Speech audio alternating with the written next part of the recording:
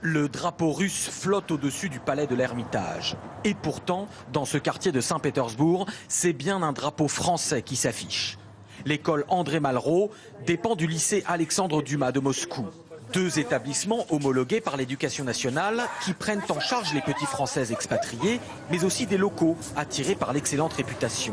Ici, les parents n'hésitent pas à débourser près de 5 000 € de frais de scolarité par an.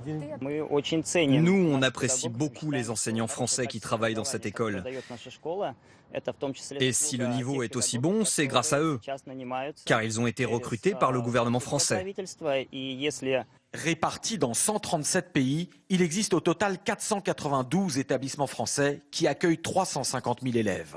227 d'entre eux sont en gestion directe, subventionnés, avec notamment des professeurs affectés par l'éducation nationale et un budget de 355 millions d'euros.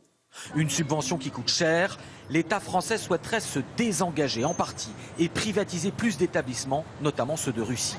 À Saint-Pétersbourg, les parents d'élèves ont peur qu'avec un repreneur privé, l'école baisse en niveau ou augmente massivement ses frais de scolarité.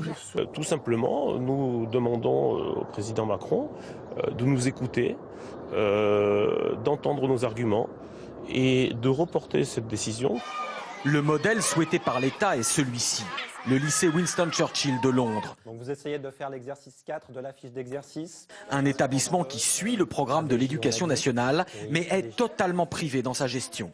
Pour le budget opérationnel, c'est-à-dire les dépenses quotidiennes, les salaires, etc., l'établissement est complètement indépendant et fonctionne comme une entreprise privée à but non lucratif.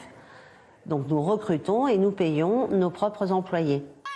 Le niveau est excellent, 12 000 € de frais de scolarité, mais libéralisme britannique oblige, la formule séduit les parents d'élèves.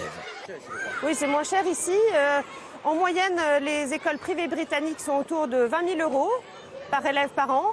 Et ici, on est quasiment à 40% de moins. Donc ça reste intéressant compte tenu du contexte britannique.